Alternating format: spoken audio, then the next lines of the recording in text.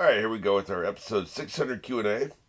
Full disclosure, I'm recording this after episode 623, so some of my answers may reflect that. I try to do these things around 600, but I have a schedule, and sometimes it'll be like, okay, well, I have 4 more episodes to go, and I only have an hour and a half to do that. There's no time. And then before I know it, a full week's going by, and then other things happen, and this has been a rough month anyway, right? So you get it. It seems to happen every 100 episodes, even though I always try to do it right around the number. Never seems to work out. All right, the first batch of questions came from a post I did a month ago. This one comes from Klaus. For me, it's mostly design-wise.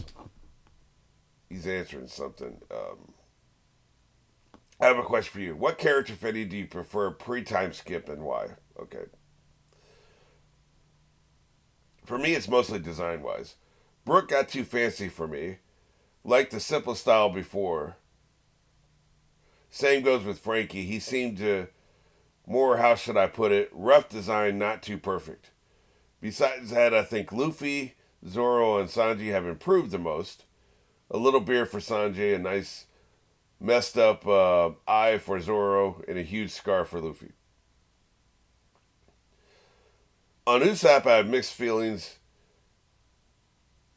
The rest I would also trade for the pre-time skip versions. Nami's long hair looks nice, but the breast and waist ratio just keeps getting more out of sync. Boy, I agree. Her design's terrible. Like, do the tits need to be that big? It's just, what is that, man? Like, why can't things be proportional? Like, I enjoy the female body as much as anybody else who's has. Well, you could say it's not even about orientation. It's just art appreciation at a certain point, right? Because there are some handsome male actors. I'm like, wow, that person's really hot. That's art appreciation. That's not really about orientation. So, I just don't understand drawing wise. Like, if a person's body is actually this way, if it's live action, that's what they look like. So, whatever, right? Unless it's been enhanced by CGI or something, or costuming, there's things you can put under costumes to make men look, like they've been working out more, and women look, more built or whatever. I don't get it. I don't understand, and I guess everything has to be extreme, everything has to be in excess, which is kind of the point. If we talk about post time skip, everything's excessive. Frankie's probably the best example, but Brooke is another great example. Excessive, right? Like they're just, you take it where they were and you just shove it as far as you can in the ridiculous direction. So they've done that with her as well. Notice they didn't do that with Robin. I do think she is out of proportion, but I think that's normal comic standards. Nami's just ridiculous. She's at the point where she's unattractive to me. It's just ridiculous. It's out of proportion. Like it wouldn't, I guess Dolly Parton exists, but that's not who she was before. And I tend to agree. I think Frankie is too much, but the thing about Frankie is that we have to understand. You could say Luffy's too much with his powers. And you could say that for Zoro as well. But they don't have a physical manifestation of their abilities. Their enhanced abilities post-time skip versus pre, right? You can't look at Luffy and see much different. There's aesthetics that are different. But you can't look at him and say, wow, this person is way more powerful than the person we saw in episode 3. Right? Frankie, we can. Pre-time skip, post-time skip. We can look at him and see a difference. Because his abilities are purely physical in nature. Like, there's technology. There's a box here that does a thing. And that's why he's more powerful now than he was before. Right? So, before he had, a couple things that could pop out of certain places. He looked human, but he wasn't human. It was just looks. If we had seen him in person, it wouldn't have even looked that human. It would be like, wow, that's a fake arm, So now, like, he is way more powerful than he used to be, but the nature of his abilities and his powers are you have to see it. There's a physical manifestation of his powers, right? So he makes sense. I don't particularly like it. I don't find it that interesting. And I think he has the biggest danger of, let me pull this power out of my ass because I need it for the plot of any character on the show. Because everybody else, it has to be grounded in, like, for instance, Luffy has to be either grounded in rubber or grounded in hockey, And with hockey, it's like their chances are we've seen people do what he's about to do before because hockey is a common thing for the badasses, right? And the other thing has to be grounded in rubber, and it has to somehow be related to rubber. And if you can think of an original way to do that, more power to you. The author typically does. But he doesn't have Luffy turn into mist and go through a vent in the ceiling. And then, come out of the vent in the ceiling as mist and then reform. Because mist has nothing to do with rubber. Now, he may have him stretch out and go under the bottom of the door, because that's the thing rubber can do. Rubber can stretch and it can get really small and it can go under something and it can reform, like theoretically. That's a rubber thing. Turning into mist is a rubber. So he doesn't do something that violates the rubberness, right? With Frankie, you can do anything. Wait a minute. I need to intercept these transponder snail signals so that they can't tell everybody we're here. He could whip something out of his ass and do that. Theoretically, like he can do anything. He has technology, and he thought about this like really 2 years ago when he's sitting in Vegapunk's old lab. He thought, wait, maybe someday I need to intercept transponder snail signals. Let me figure out a way to do that. And then he thinks about it, and he spends 2 weeks working on it. He gets this device. He inserts it into his left nipple, and it's there. And then he doesn't use it for the first 200 episodes after the time skip, but then they reach a plot point where like the plot doesn't work unless you intercept the transponder snail signals. Then he suddenly remembers this in his left nipple because he did that work 2 years ago. Does anybody believe that? Right? Like, you stretch credulity unless you sit there and have a scene where James Bond is talking to Q, and it's like, okay, here are your toys for this movie. There's a pen. It shoots a laser, and this is a radio that you can stick up your ass and they can't find it, and so you can always be in contact. And this is a lapel pin, that can jam transmissions for 30 feet. You say all this shit at the beginning of the movie. Now, a movie is all written at the same time. A 1,300 issue manga is not all written at the same time. You don't have the luxury of if you reach the end and you realize you need this lapel thing, you can put it at the beginning of the movie. I understand that. It's easy to write a movie. Reach in the script, realize there's something you need, you go back and you put it on page 4. So that's why I have a low opinion of scripts when they don't do the bare minimum. It's like, man, all you had to do is go back to the beginning of the script and add this, and you had the plot hole sealed, right? Yeah. And they don't do that. That's just lazy writing. Or in Hollywood, just because they're changing shit all the time. On the set, on the day of, after they've shot everything else. So what are you going to do at that point? But that's the problem I have with Frankie, is it leads to the temptation. You can do anything at any time and pretend that he did it 2 years ago. Because technology is limitless. He could put a satellite in orbit and monitor people coming towards him. If the plot needs, he can do it. So it's just a get out of plot free card, right? Not real wild about that. I like his character. I think he's funny.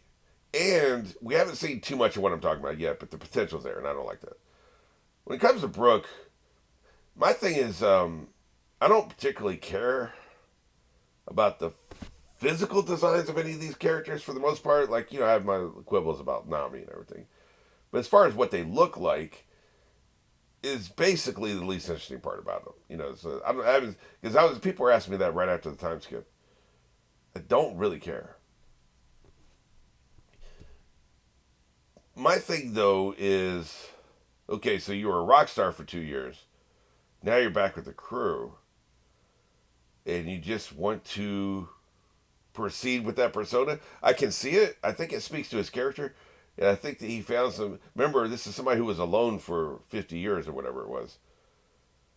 So he went from being alone for 50 years to never being alone, because when you're a rock star, you're never alone. There's roadies around. There's an entourage around. There's a crowd. There are fans. You can't pop into the store and get a drink without people surrounding you. You're never alone. And for him, that must have been a welcome relief. So you could say, why would you carry on with this visage, with the way you look? You're not a touring rock star anymore. You're back with the crew. That was just a temporary, side quest. But The response to that could be that was probably the best 2 years of his life because he had been alone for 50 years. And he hadn't been with Straw Hats for very long to get that camaraderie before they were all separated. So keeping the clothes can remind him of that great time of never being alone. He's back with his crew. He'll develop the camaraderie. But I think in this case, the clothes are a security blanket and a reminder of how good he had it. And that was his therapy. Now he doesn't necessarily probably need people around 24/7 because he got 2 years of that. But the clothes can make him feel that. Like if he is, in a cabin by himself in the middle of the night on the ship, he can just look at his clothes and remember and feel comforted, and doesn't need to seek somebody out and bug whoever is manning the con at the point. So I see it that way. I don't know if that's the author intent, but that's how I see it. Usopp is fine. I prefer post time skip Usopp. I know Klaus in general said he prefers the entire series before the time skip. He loses interest after the time skip. That's kind of where he's coming from. Me, I have not lost interest. I think it's just as good, if not better. I do think it's an interesting narrative choice that Kuma's never going to get any consequences for what he did.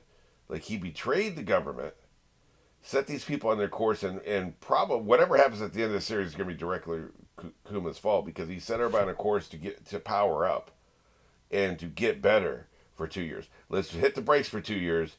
Let's all get better and meet then. And he was directly responsible for that, but he's already gone by the time that it starts to play out. He gets no consequences for that. I think that's interesting. It'd be like if Littlefinger started everything in A Song of Ice and Fire, and he did, spoiler alert, but never pays for it in any way, good or bad. Like, Kuma didn't even get the positive consequences of what, he's just gone, right? He's dispatched before it happens. So it's like a big FU to the government right before he goes out. So I think that's interesting. But as far as pre and post, I think it's great. I'm loving the story. I'm not burned out on it at all. I do think it's so much story. I can see where people are like, I talked about at the beginning of the series, if you like something, why don't you like a lot of it? If you like apple pie, then you only want to eat 3 apple pies your entire life. That doesn't make any sense. But I can see, there is a point, there is a volume of story where people just get tired. They just get bored. And then they lose interest. Like, there are people who started watching these with me have dropped off some, because you just can't watch 1,000 reactions from the same person to the same show. I'm that way even with Supernatural. But for me, it's not the reactor, it's more the show. Like, I absolutely love the first 7 seasons of Supernatural. Love them. And so I'll watch reactions to those. And then I'll drop off because I don't really give a shit about seasons 8, 9, 10, 11, And then there's a thing that happens towards the end of season 11 that I want to see everybody's reaction to. So I'll jump back in for that. And then I lose interest again until the last season. The leading into the last season when there's a big reveal, right? So that speaks to the quality of the show. I enjoyed watching every season of Supernatural. I don't necessarily need to see people watch it. I don't need to watch it with them. First 7 seasons, absolutely. After that, so I get it, right? You get tired. That's a really good example, a really good parallel to this series, Supernatural, because it went on for so long. For live action, 45-minute drama / comedy / fantasy / horror, 340 episodes is a shit ton. It's a massive amount. X-Files only went 9 seasons, and then eventually 11, but they took a long break. Stargate SG-1 only went 10. You could say 8 and 2, because it's basically its reboots after that. So most shows just, half the time, about half the time, and they're done. And like I said, the first 7 seasons of Supernatural, fantastic. Even the 8th is watchable. After that, you drop off. So I understand, dropping off. And sometimes I think you just get tired of the reactor. because they're basically gonna you can pretty much get to the point where you know how they're gonna feel about everything and how they're gonna react to everything, and then once that's kind of like confirmed, what else do you need, right? It's probably better if there's two because they can just play off each other and it's never going to be as predictable. But one person by themselves, like It's a Primate, I knew how he was going to react to the. He hasn't finished Better Call Saul, but I'm pretty confident how he's going to react to basically every swerve and every twist and turn we have for the rest of the series. Because I know him. I've watched a shit ton of his reactions. I know him. So I'm not super excited when I see one. I still watch him every week, every Saturday that it drops.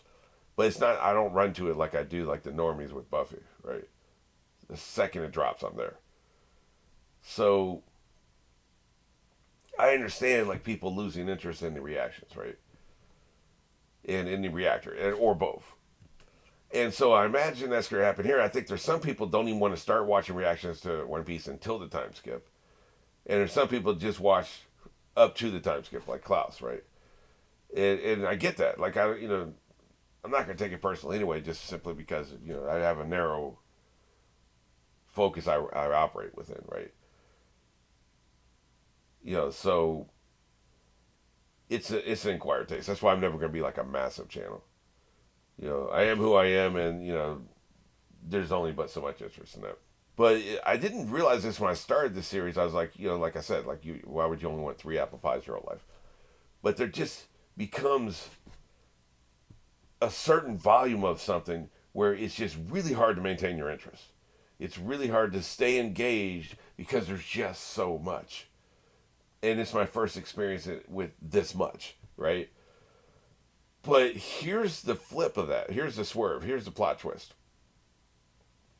That's what made the time skip such a genius move by the writer. They were probably within 100 episodes, however you want to translate that to the manga, of being in a rut where people would start dropping off. In fact, like I said, a lot of people like post time skip they think it's way superior, right? I loved pre time skip. Absolutely loved it. I loved the dynamic. I loved the interactions of the characters. I loved how they relate to each other. I love the bad guys and the fights and everything. I love everything about it. But if it had been that for another 600 episodes, it probably would have gone the way of Supernatural, because that's kind of what happened with Supernatural. They were just kind of doing the same thing every year. Every plot's about the same. The bad guys all kind of run together. It's just, there was no real mix-up. There was no time skip. They really should have had one. They should have had some kind of change-up. Do a 5-year time skip and come back and one of them's got a wife or something. Mix it up, man. And that's what made the time skip so genius.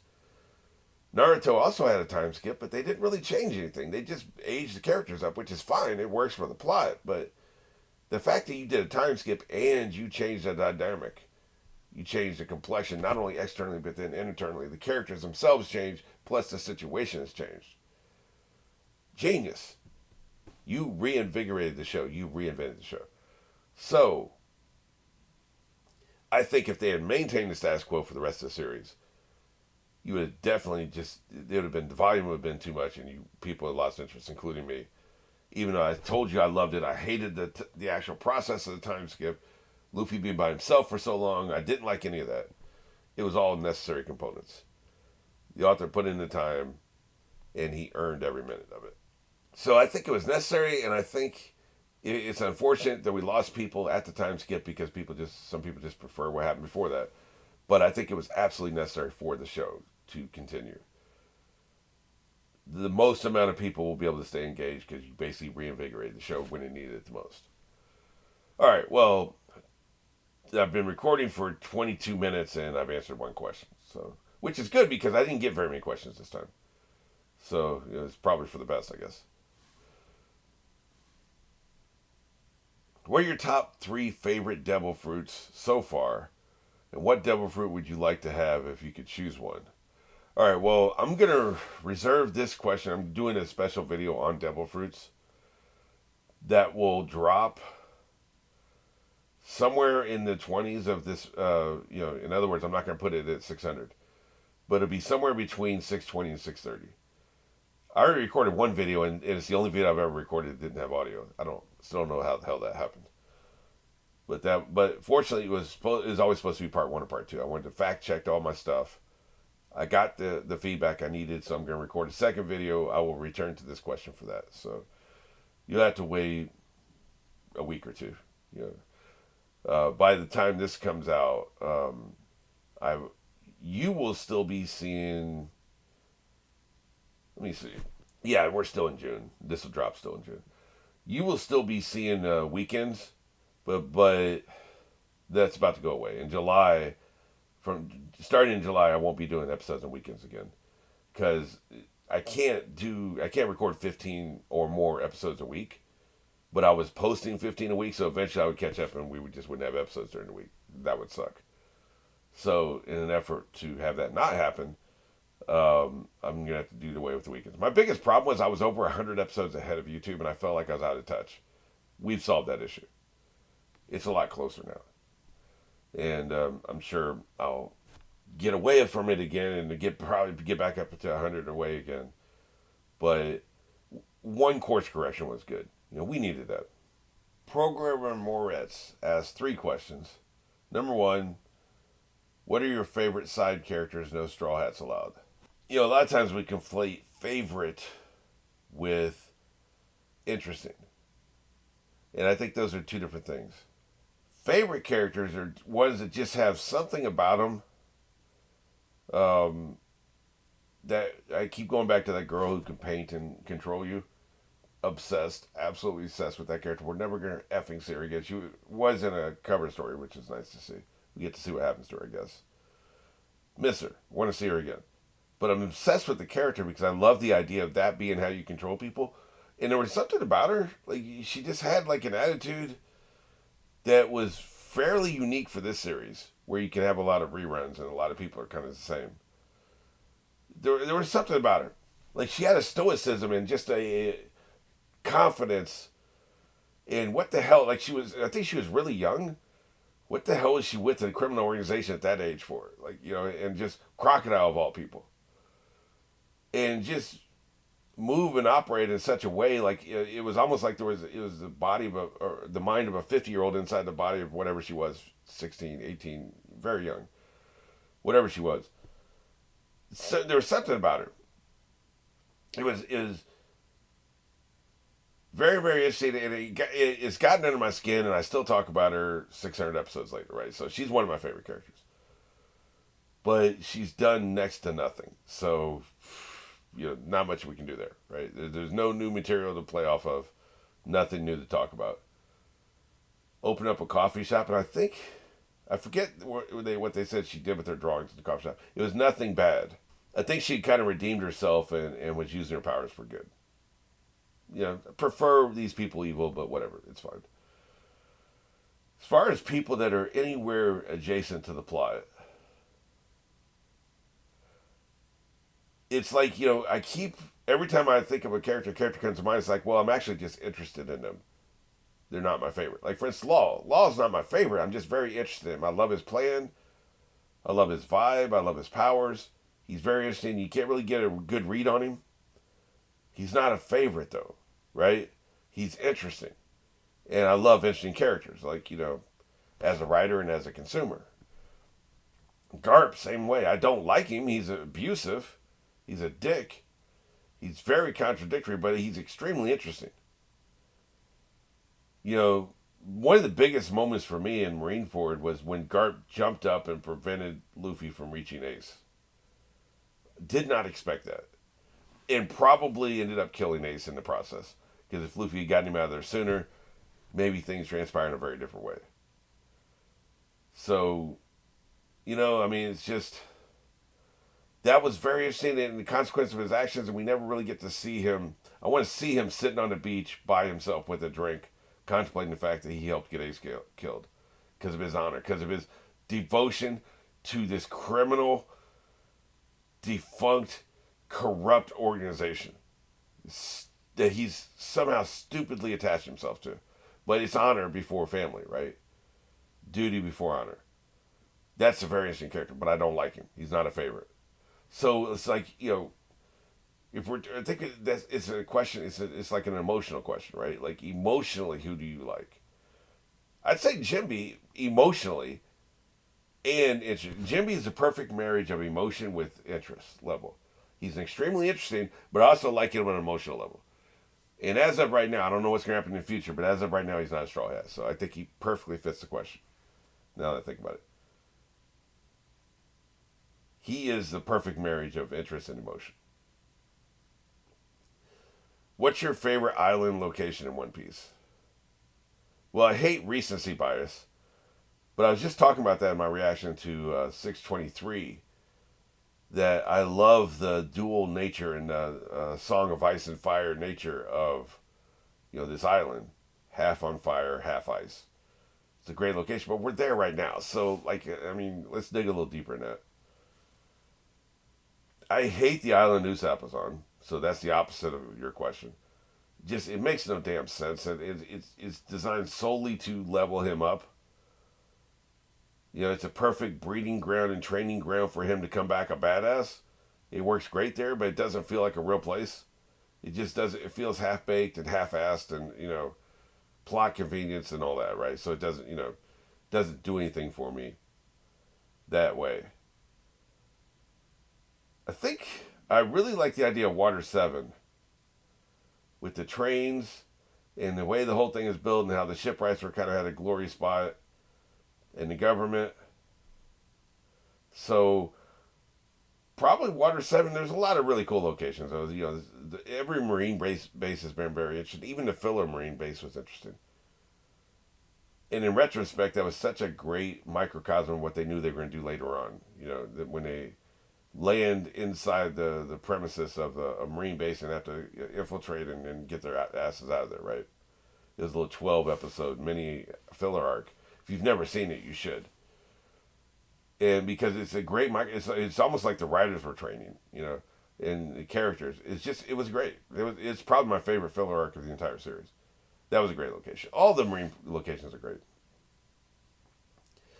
What's your favorite institution or group in One Piece? 4 emperors, 7 warlords.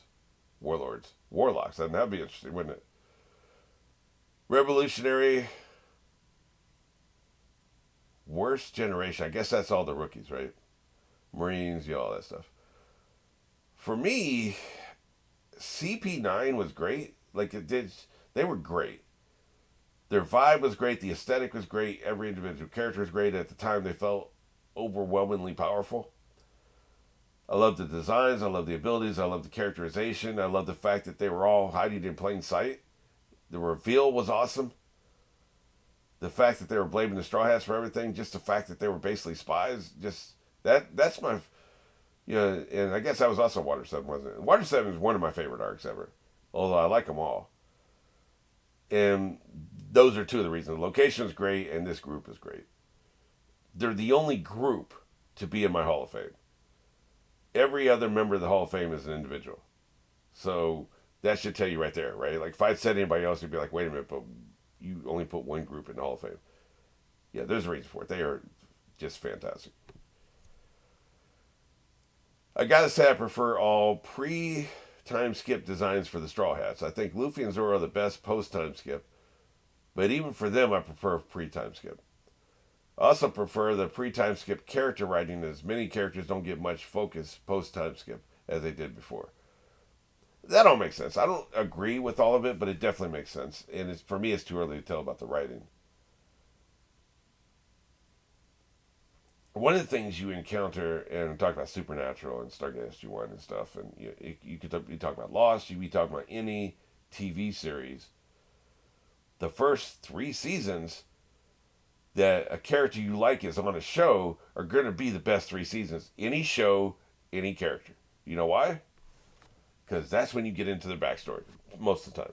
Now, maybe they don't get into backstory and they don't do it till later, so this will be different. But most shows, they got filler episodes, they got time they got to fill, they're going to go into the backstory of the characters. They need to bring in a family member of one of your group. Okay, she now has a sister, and they don't get along. He has a child from a marriage he never talked about. So they start, and then once they have to do this, they have to bring in a guest star. They make a biological romantic, contractual connection between two characters, that suddenly fills in backstory, even if you don't intend to. Oh, they were married for once. Oh, they had a brother. They had a sister.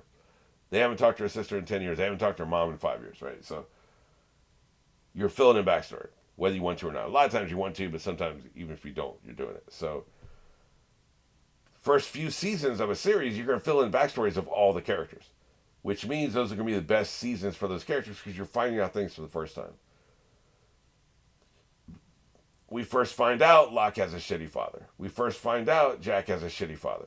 We first find out Sawyer has a shitty father. Wait a minute. They all have shitty fathers in that show? Anyway, that's why you're going to like the early seasons of a show with your favorite character, unless your favorite character is introduced later on, right? So, I don't think it's necessarily the show's fault that you prefer the writing of characters early on, because like there's shit to explore back then. There's backstory. There's relationships. Nami starts hating pirates. She didn't even want the word pirate associated with her. She would never work with pirates. She's never going to sail with pirates. She ain't going to travel with them. Well, we eventually see that get flipped on its head and get turned around. Along the arc, I think, is where it really happened. But we see it happen. The progression of that.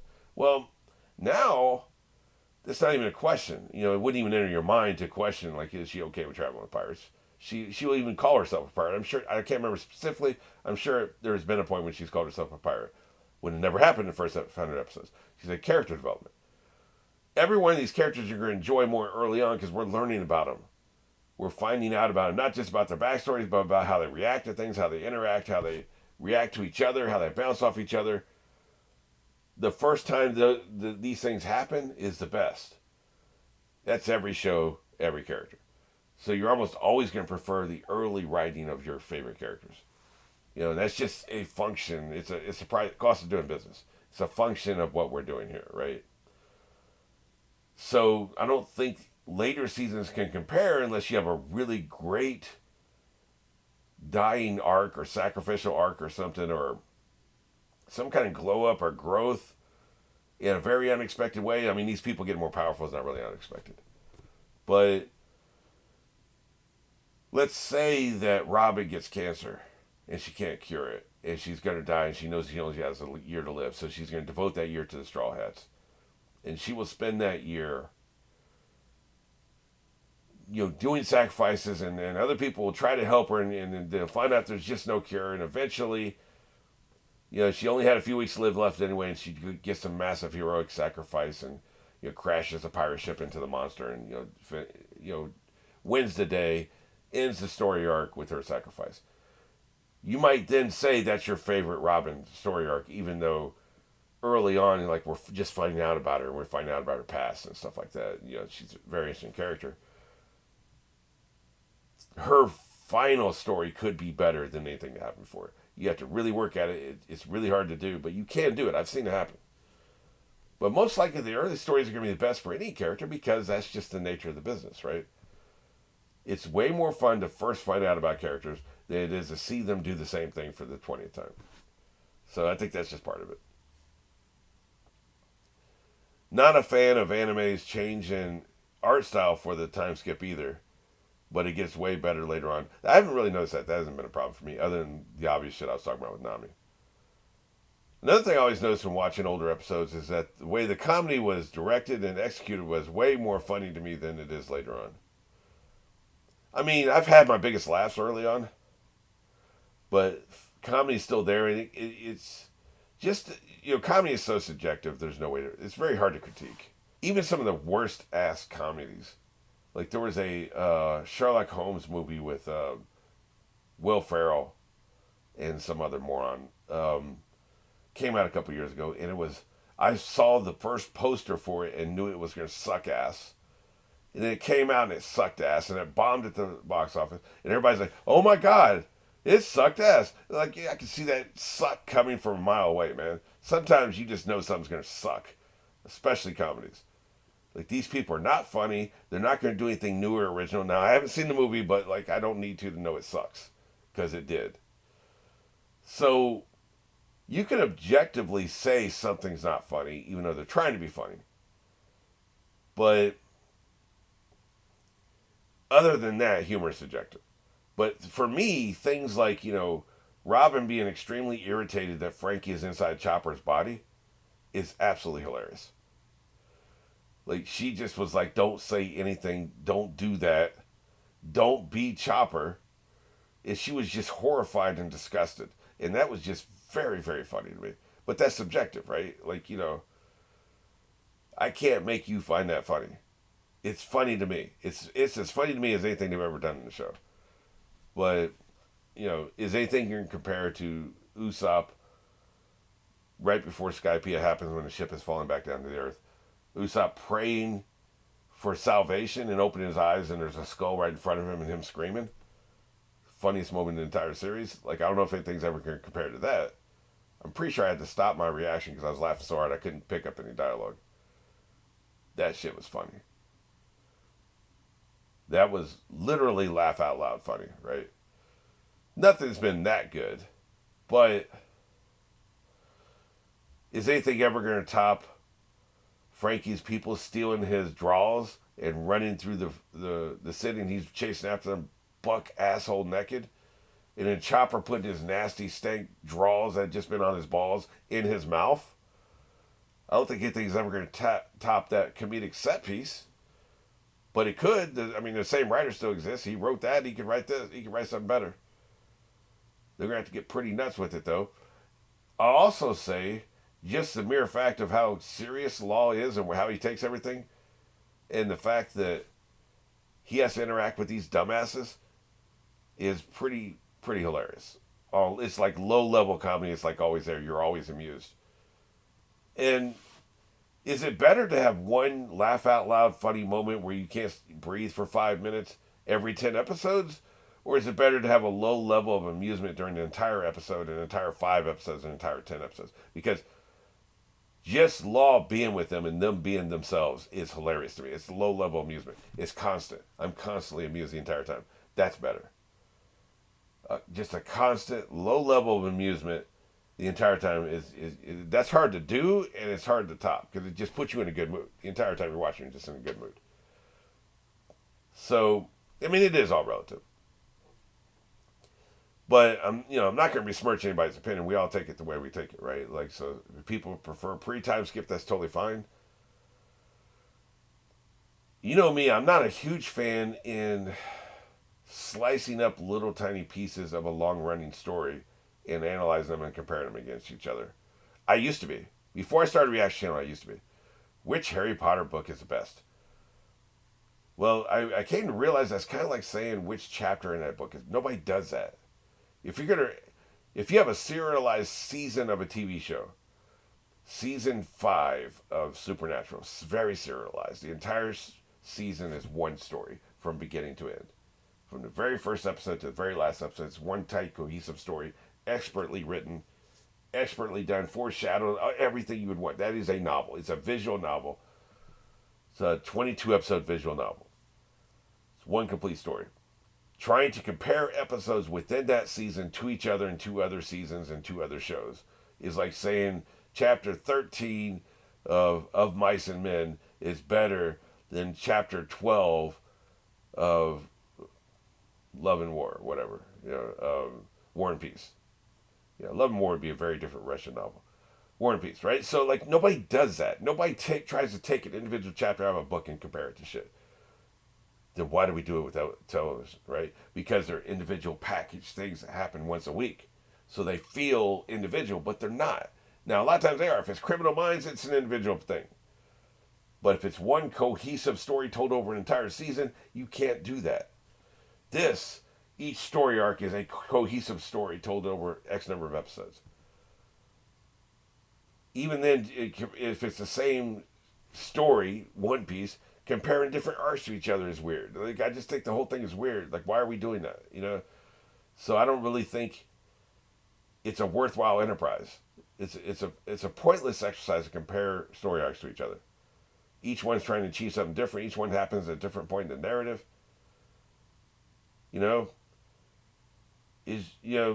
you could compare birthdays, I guess. Like my 21st birthday is better than my 30th birthday, but your 24th birthday, where it happens in your life in context, is so different than your 30th in context and where it happens in your life.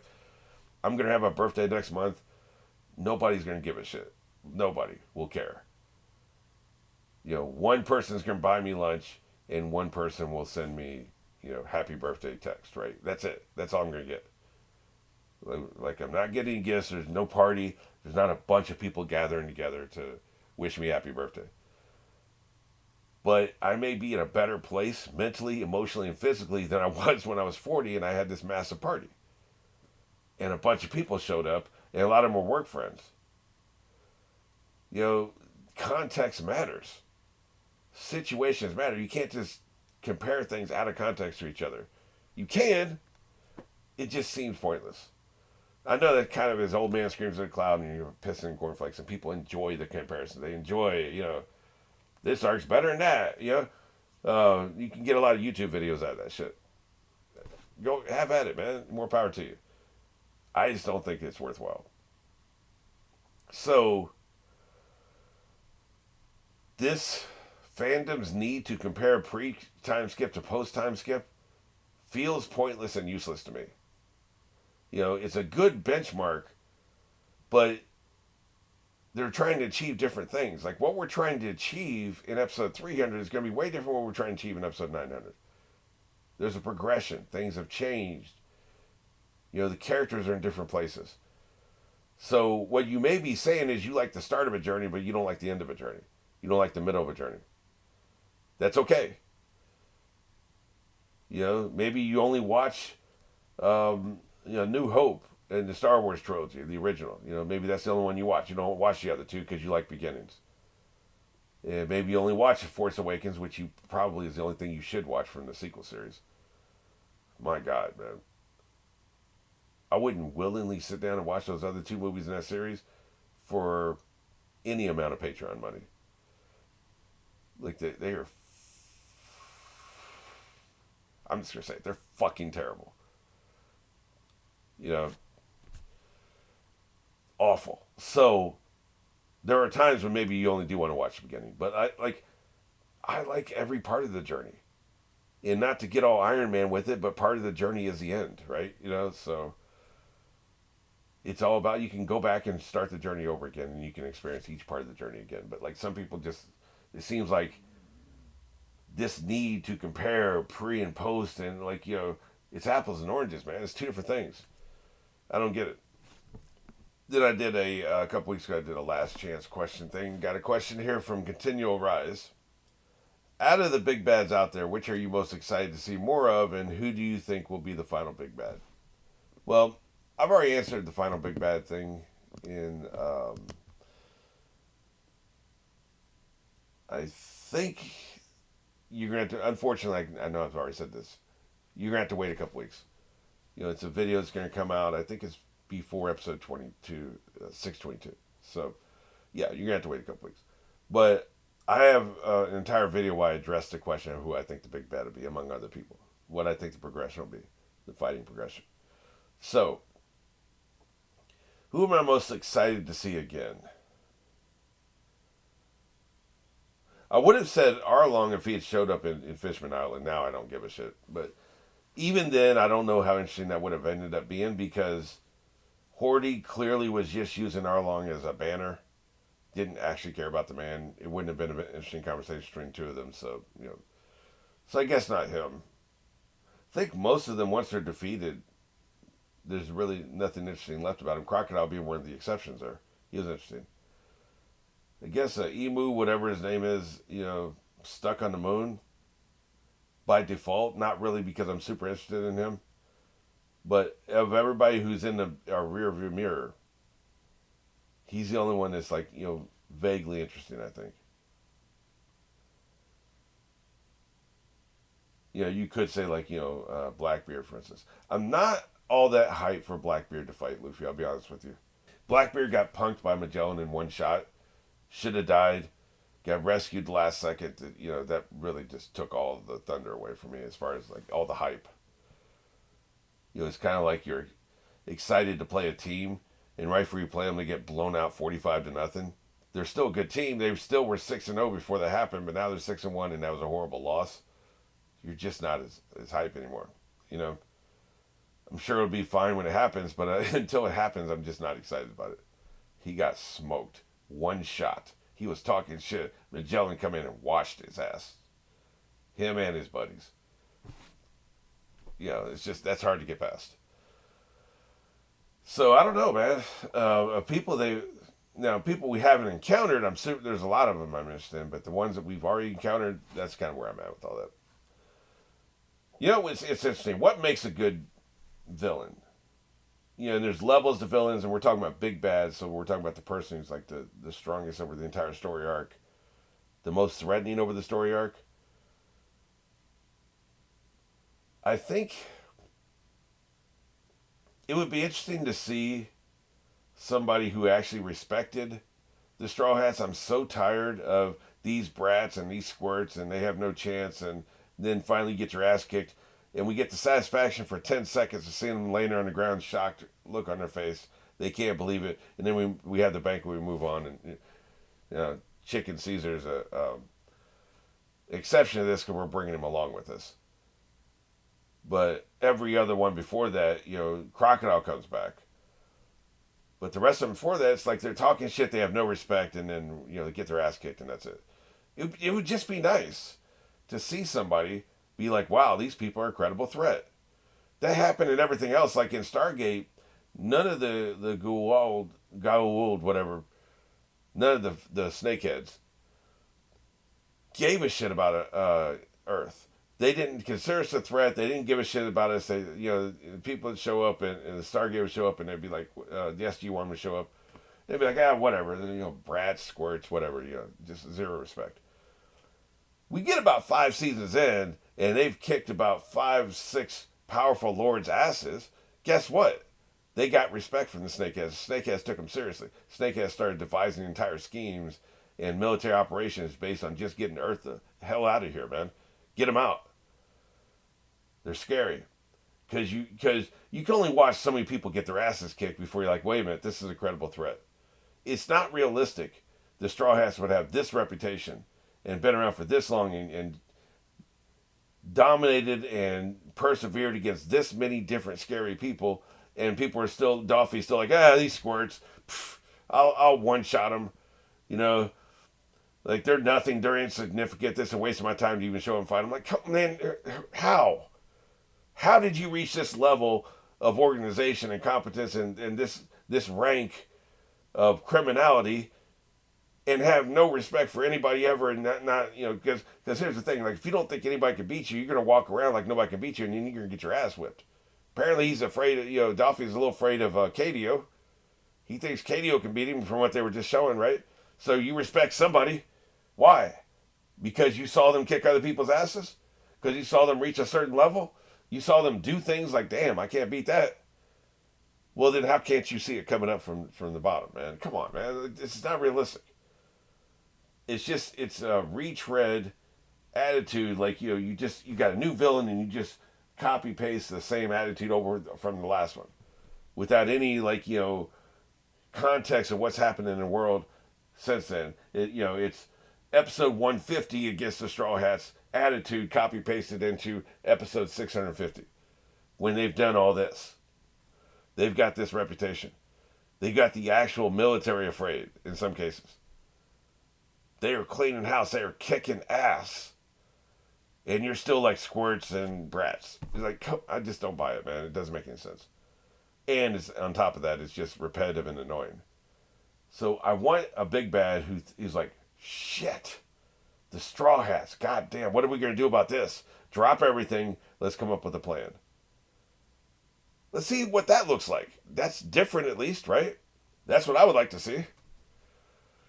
I don't know if we're going to get it. I mean, literally the only bad thing we can say about the author, because, man, you know I'd be kissing that ass. The only bad thing I can say about him is he can be repetitive. He can be repetitive in characterization. He can be repetitive in villains. He can be repetitive in designs. You know, in attitudes and personalities. And also just, and some repetitive things aren't obvious. It's like, The idea that everybody has to have a quirk, not the My Hero kind of quirk, the idiosyncrasy quirk. Like Verga has to have things stick to his face. Like that was completely unnecessary. It added nothing to the character. It actually undercut the seriousness of the character. It's hard to take him seriously. You don't need that for everybody. You know, like that was one person you could have skipped that with. But he's repetitive and like he feels like he has to do it. And so he has to come up with random shit. Yeah, I haven't done this before. Let's do this. Save that for somebody else, man. It would have been great for a different kind of character. For him, who almost kills Law and ends up being executed in the lab explosion, like that's a more serious character. How about you take it seriously for once in your life, right? So that's the kind of shit that can be repetitive. Yeah, so that's the only criticism we can make of the author. But as far as Big Bad goes, that's my wish list. I just hope that happens at some point. Can we, for the love of God, can we get somebody who respects the Straw Hats? I'm sure we'll at some point. I don't think Shanks is going to be calling them brats. All right, so HIG asks me great questions every week. And sometimes I have time to answer them in comments. A lot of times I want to save them for videos. Sometimes I remember to do that. Sometimes I don't. So a lot of times to fill out these Q&A videos, I'm going to just go back and look through his various questions and answer a couple of them that I didn't get a chance to before. Are you excited about Law's alliance with the Straw Hats? I remember being really excited about it back then because Law was my favorite rookie. I heard that the author and his editor decided to give Law more focus and a bigger role in the story after the time skip precisely because he was so popular with fans. And what I said at the time was, I'm not wild about fan feedback inspiring writing choices, but in this case it worked out because I do like Law a lot. Yeah, man, like, you can't do that. You can't do that. Like, you're letting fan feedback drive your writing decisions. That's the only problem I have with like them writing this in real time. Like, you know, at least when, you know, Stephen King writes a novel, he's not getting fan feedback in the middle of the novel and applying that. Now maybe he'll do it for a sequel. He won't, but he theoretically could. But I don't know, man. I'm just not wild about that. I don't think you should do that. Fans don't know shit. Vocal fans most of all, right? You know, because most of us are just going to passively watch this shit and have our opinions and talk to our friends, but we're not going to say in any kind of place where the author would ever see it. We're not going to state, oh, I like Law. Oh, I hate this character. I wish, Sanji would get kicked off the show. You know, that shit. So,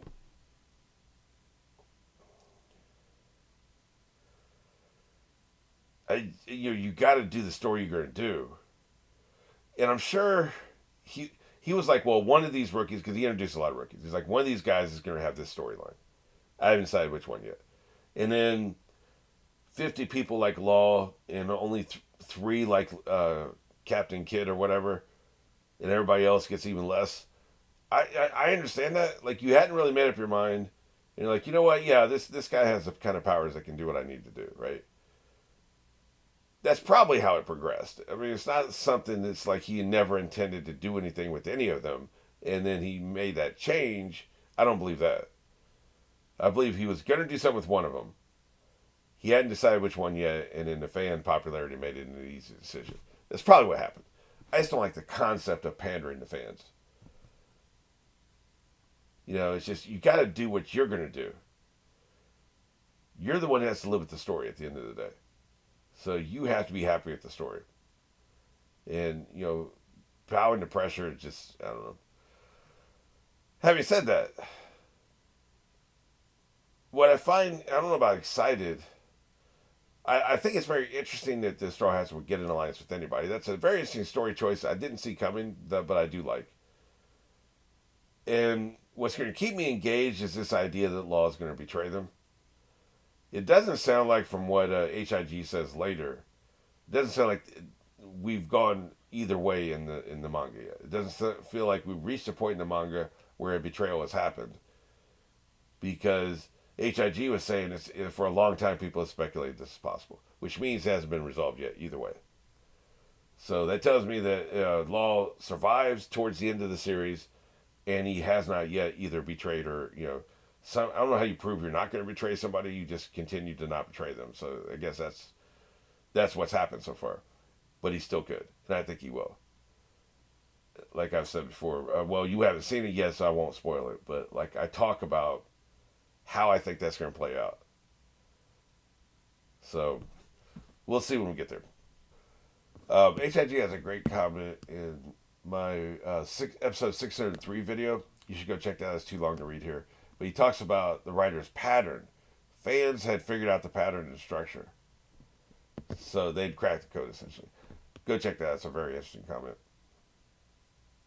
In episode 611, HIG goes into how all the villain laughs are spelled.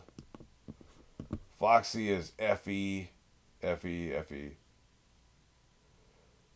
Rob Lucio doesn't laugh. That may be my favorite one. But the full list is there. You can check it out. I love it. Yeah, one of these he talks about Monet, how she used to be a normal human with legs and arms. We see that in the flashback when Law first arrived at Punk Hazard. So we can assume that she was turned into a harpy with the help of Law. Law is also the one who gave all of Caesar's minions animal legs and horns to replace the limbs they lost in an explosion 4 years ago. We don't know whether Monet lost her arms and legs in some kind of accident or she simply had Law do elective surgery on her just because. I think she had him do it elective. Like we don't know. We'll never know. Because I'm past the point where, when he wrote this, her arc had not been completed yet, but now it has. She clearly did to become more powerful. She didn't need to. She already had the snow powers, but it did make her more powerful. It made her more intimidating. It made her a better fighter, so I can see why she did it. It would be weird and just very convenient to everybody on this lab keeps having accidents that they lose their limbs. I know people do lose their limbs in real life, but you already had a bunch of people. It had to happen to a bunch of people on this island before. To have it happen again, just convenient when you got somebody who can literally just fix the situation, seems very, very unlikely. So it seemed elective to me. She wanted this, and she got it. And I think it made her a better fighter. He also reminds me, we don't know who Luffy's mom is, and he doesn't seem to know anything about her. He didn't even know he had a dad before Water 7 when Garp told him his dad was Dragon. In Luffy's flashback with Ace and Sabo, yeah, we haven't heard anything about Sabo lately. Sabo's still alive, confirmed. Zoro's childhood girlfriend still alive, confirmed, until, confirmed dead, which has not happened. So I'm still holding out hope. He said his grandpa was his only family. We'll see. It's anime. The mom can show up being evil, or some other kind of reveal. Or they just literally never talk about it. Either one's possible. Okay, we're going to end this Q&A with a comment because I'm just a wild boy.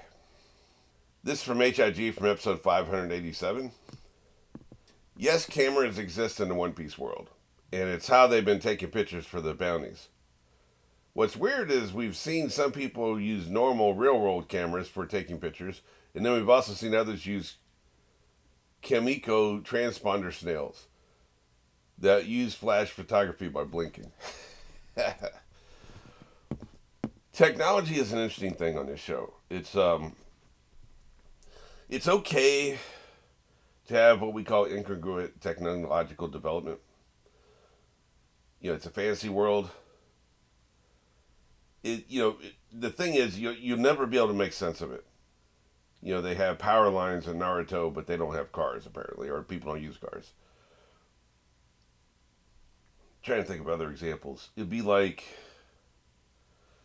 well, an opposite example would be Attack on Titan. They seem to have 1914 technology across the board. I mean, if you look at it, the outside world, it seems to be across the board 1914 with a little bit maybe a little bit more airships than maybe they had in 1914 that they were a little bit more common. But that seemed to be pretty much what we were working with. Maybe maybe off a year or two, but it seemed very consistent. There was nothing you saw that's like, wait a minute, this is from the 30s. So it was across the board kind of even. Now, sometimes technology can develop normally except for one thing. Like, for instance, one show, I think it was Fallout. There was some lore that somebody was telling me about. It may have been Fallout. It may have been something else. where they never developed the transistor. So everything was still vacuum tube. So you could extrapolate all technology from there forward, but no transistors. Nothing's miniaturized. And you can logically do that to a certain extent. Some things just, why wouldn't it be miniaturized? Somehow they would figure it out. If they couldn't figure out this way, they'd figure out a different way. Two different people were developing the light bulb at the same time, etc. It's not as easy as just plucking one thing out of technology the way this thing works. But we can't know what we don't know. Maybe there's something in another planet or another reality or another timeline where people invented something in 1920 that we just never invented. And so we're behind them. They're colonizing space now because of this invention, and we just never discovered it. We can't know what we don't know. So you can't be clear cut saying, well, everybody would develop the transistor. We don't know. I mean, this is all alternate world stuff building anyway. So, but you could say, for instance, I don't know how much the transistor transformed car technology for a while, at least. Now we have transistors in cars now, but like 1960s cars and 1970s cars probably would have been the same with or without the transistor. So they would look the same, but you wouldn't have like small radios. You wouldn't have small computers. There's other things like walkie-talkies and stuff. I'm trying to think of something. It's electronic, of course. TVs would be still large and heavy. I know they're large again, but they're not heavy, right? So what you got to do is if you're doing an alternate timeline, you say, okay, well, these things are the same. These things would be different. And you got to figure that out. And we're not scientists, we're writers, so we're not going to do a perfect job. Even if we get, professor help from the local college, which is what I suggest. Whatever the field of study is, you go to them, throw them through bucks, buy them lunch, ask them some questions, and they can give you some answers that at least we're a little bit more informed than what you can come up with. That's what I would always do. And even if you just use 2 tidbits, your movie is better than it would have been, or your story is better. So here, the question becomes, if you had magic, what technology would not develop, and then what technology would still develop? Camera technology would still develop, right? See, that makes sense. But other things like the biggest incongruent technology that I've been bumping up against, I've mentioned before, is why do you still have cannonballs if you had rifled rounds for cannons? And we've seen both. We've seen gun turrets that shoot shells with rifled rounds that helps you aim and helps it go further, right? If you have the circular motion, you can go further than just a cannonball, right? Why does anybody still have cannonballs? Like we have poor countries today that still aren't using cannonballs. They still have something better than cannonballs because everybody else is up so far beyond that. So that makes no sense. And that seems to go against human nature. So I don't know what's going on there. That makes, that's confusing. But some things make sense. Like you could have high level cameras, for instance, but not have like, explosive technology, not have like, C4, which is a very complicated, evolved form of explosive technology beyond just a stick of dynamite you light and throw, right? If enough people have magic, you don't need, C4. So people wouldn't spend time developing. Scientists wouldn't come up with it. Scientists come up with solutions to problems we have. A scientist isn't going to figure out a different way to create a plane. The scientist will say, okay, here's planes now. How can we make it a little bit better? How can we make it a little bit more fuel efficient? How can we make it carry a heavier load but be lighter itself? They're not like from the ground up, let's completely revolutionize the way planes work. They're not putting in that time for that purpose. It would never quote unquote fly anyway, right? People are just, if they've already got something, then they're going to stick with what they got. So, for instance, in the Game of Thrones, Song of Ice and Fire world, they're still stuck in the Middle Ages for one reason, because they had dragons, and dragons were the ultimate siege weapon. So you can destroy castles with a dragon. You don't need, a unified army, and you don't need the supply logistics technology to supply 1 million men on the field who is what it takes to take that castle. You don't need to come up with cannons to destroy the walls, and then your men can go through the walls. Technology arises because we had a need. We had castles people would hide behind the castles, and we wanted to get in that castle. And we wanted to kick their ass. So in the real world, we eventually came up with cannons, you know, and other kinds of explosive technology. That's why cannons were invented. Cannons weren't invented so we could, oh, here's a machine that can make a loud noise. Whee! You know, we did it. We had a need, and the need was we want to get in that castle. Well, what happens if you have dragons that can get in the castle? You don't have the need to invent the cannon. So it makes sense. That's one of the reasons why they're stuck in the Middle Ages, is they have magic. If you have magic, technology is going to fall behind because there's a magical solution to everything. So I think some of the development and technology issues we have in the One Piece world are because there's magic. And because we have scientists. Clearly, we're finishing a story arc now where they had scientists. They had scientists. That's not the issue. The issue is, what are they doing? What are the scientists doing? And the scientists are trying to meld magic with technology. But some scientists somewhere invented a camera, okay? And there's some other situations. Like, for instance, they have such a great method of communication, they're not going to come up with satellites and wireless communication and walkie-talkies and this other stuff when they have this readily available way to communicate with each other. You don't need to invest the scientific time into that. It's going to go somewhere else. And so if you're not investing time in that, what are the associated branches of research that don't go explore because we already have a way to communicate with each other? Radio, I think, also is radar. Look, I'm not a scientist, but I think radio and radar are associated with each other. I think they're branch technologies are next to each other. I think if you discover one, you discover the other. If you don't discover one, you don't discover the other. You're never looking for radar. You're not looking for a way to find out where the ship is. So now we don't have radar in the world. It doesn't seem like we do, right? So that makes sense, right? It's like, so, and it is interesting too that, even the snails kind of compete with cameras in a certain way. Like, they're never really going to develop video cameras with VHS playback and that kind of stuff and projectors. They're not going to involve all that because they have it already. So I guess some people somewhere were like, they'd already developed camera technology before they realized they could use snails for the same purpose. So I think camera technology could even be getting phased out in the next 100 years. It's just easier to use a snail. And you don't have to pay somebody for film. And you don't have to pay somebody for a new camera. You can just pick up a snail. I mean, I assume there's snail dealers that you have to pay, but still, they're more common. It's probably cheaper than the camera. So the camera factory is going to be closed down at some point.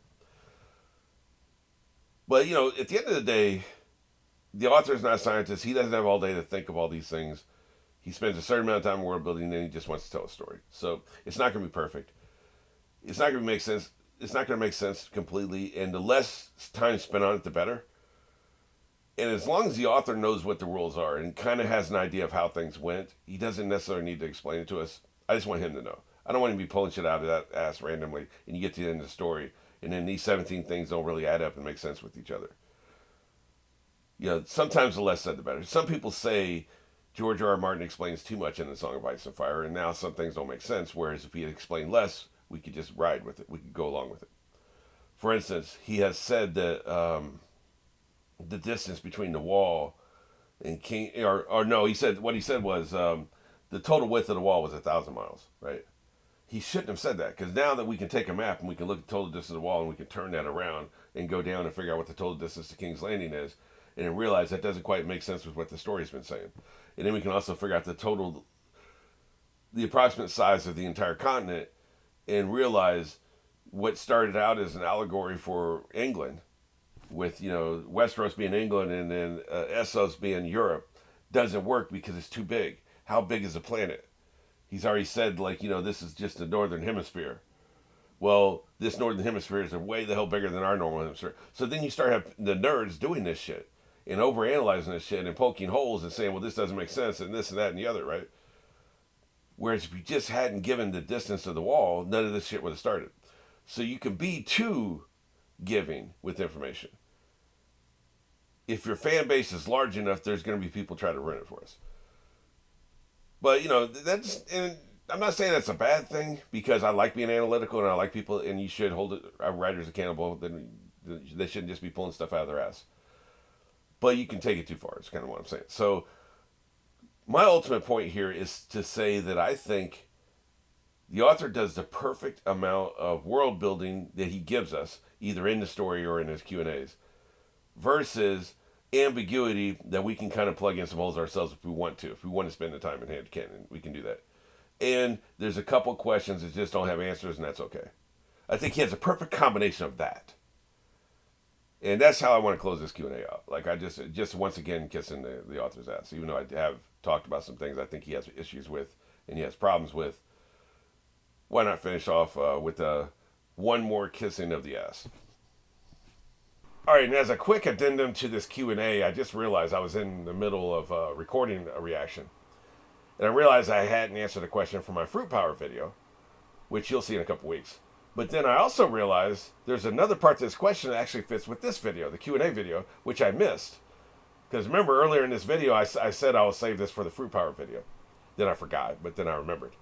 But what I didn't do is I didn't read the whole thing. I was going to wait and read it and react to it in real time with the Fruit video. But the last question actually relates to this video. Which character would you like to know more about than what we know right now?